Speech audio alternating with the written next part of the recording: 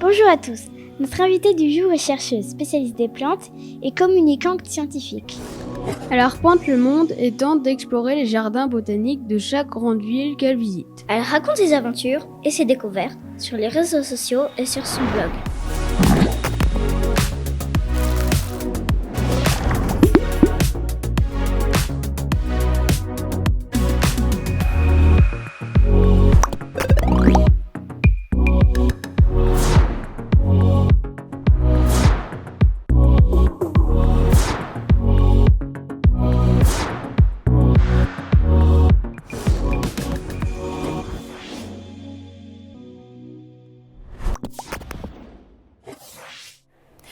Alors moi j'ai un métier un peu particulier puisque d'un côté je suis chercheuse et de l'autre côté je suis communicante scientifique, on dit aussi vulgarisatrice scientifique.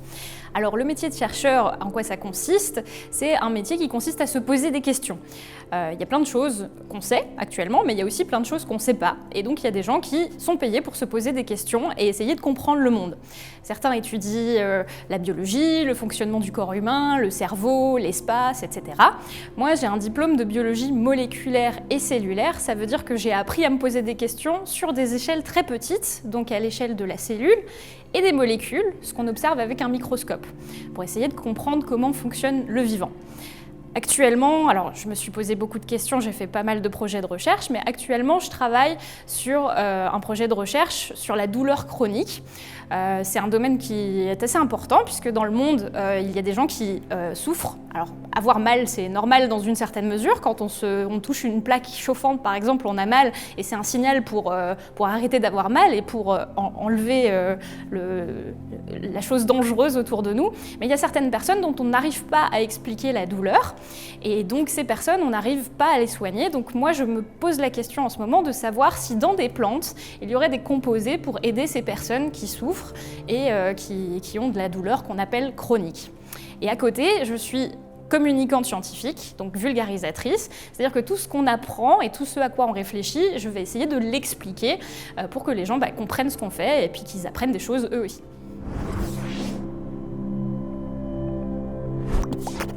Alors, c'est vrai que j'adore voyager et aller voir plein d'endroits du monde. La particularité de mes voyages, c'est qu'à chaque fois que je vais quelque part, je visite le jardin botanique. Pourquoi? Pour aller voir quelles sont les plantes qui poussent aux endroits que je visite, parce que dans tout le monde entier, il y a des plantes très différentes et ça me permet de découvrir plein de choses et plein de nouvelles plantes.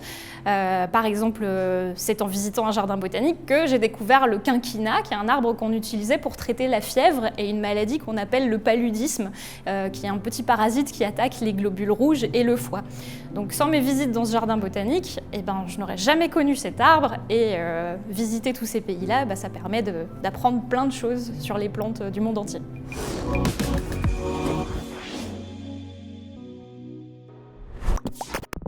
À quoi ça sert un jardin botanique? Alors un jardin botanique, ça peut servir à plusieurs choses. Déjà, ça sert à collectionner des plantes du monde entier.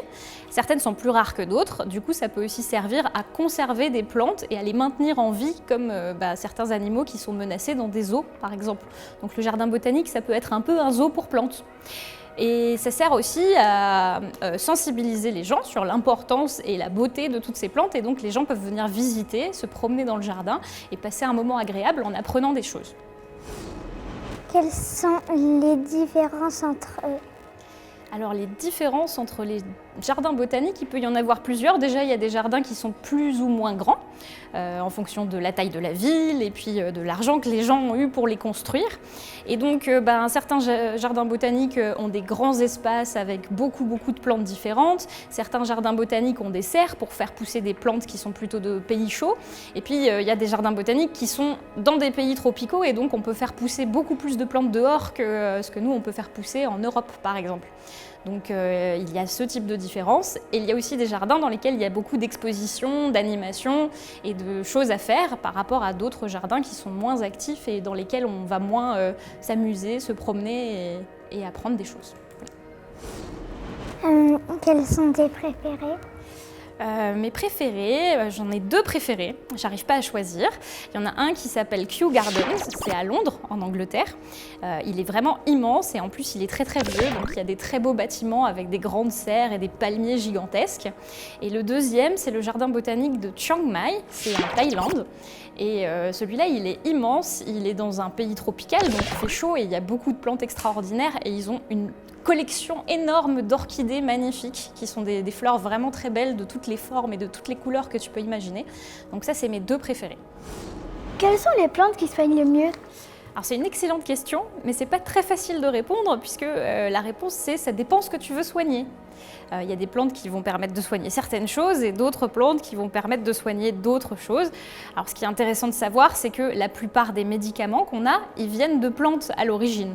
Donc maintenant, il y a beaucoup de médicaments qui sont très efficaces et qui viennent de plantes. Je te donne un exemple, l'aspirine. Tu as déjà pris de l'aspirine quand tu avais mal à la tête ?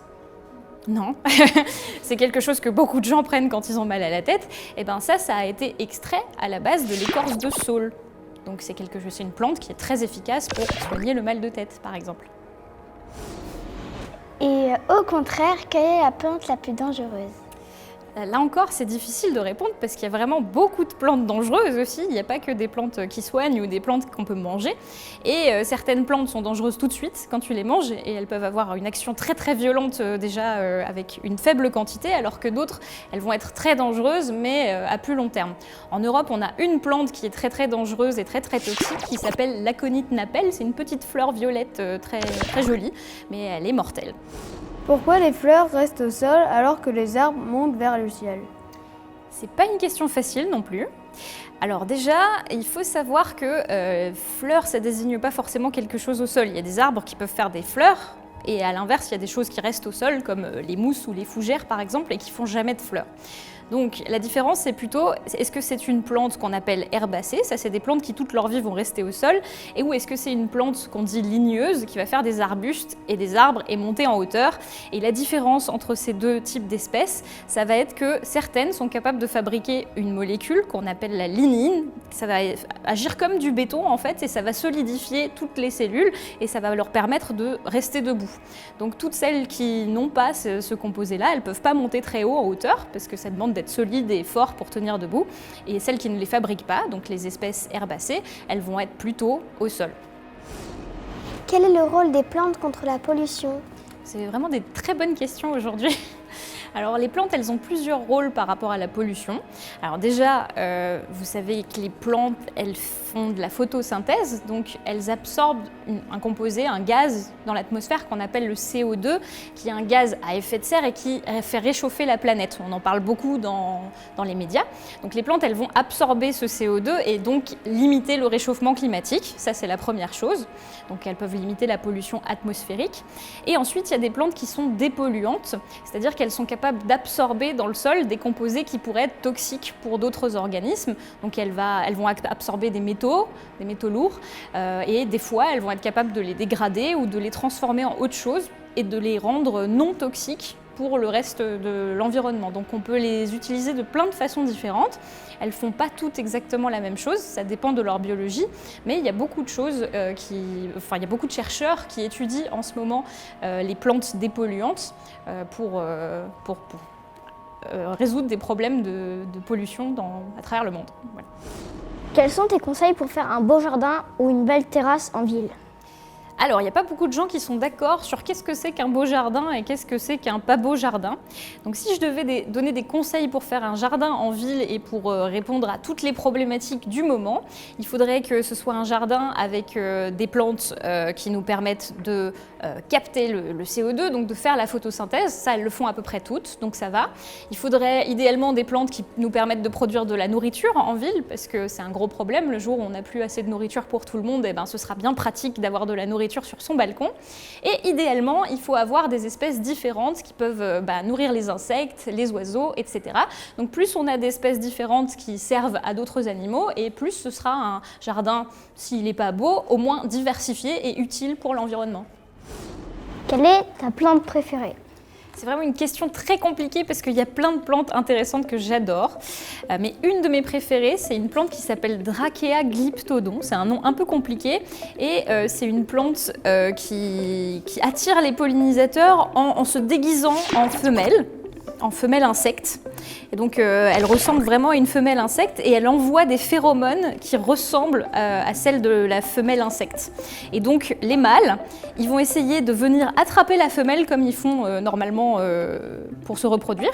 Ils vont essayer de l'emmener en vol comme ça pour la féconder et se reproduire avec elle, sauf qu'en emmenant le faux insecte, la fausse femelle, eh ben, ils vont se taper dans les parties sexuelles et reproductrices de la fleur et du coup ils vont se couvrir de pollen et ils vont emmener le pollen vers une autre plante parce qu'ils se sont fait tromper par la fleur.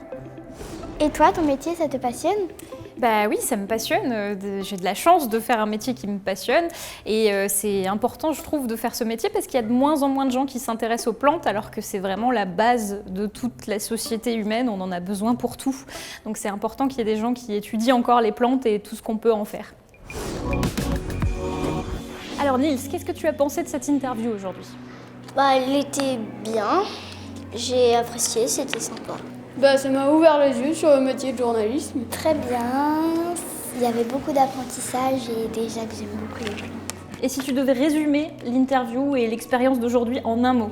L'apprentissage. Plaisir. Intéressant. C'était assez bien, j'aime bien. Super. Et toi, qu'as-tu pensé de cette journée ?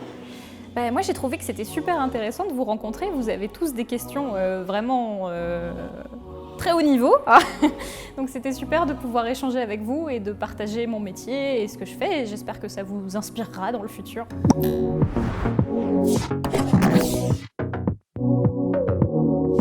Sciences Inter, les apprentis journalistes.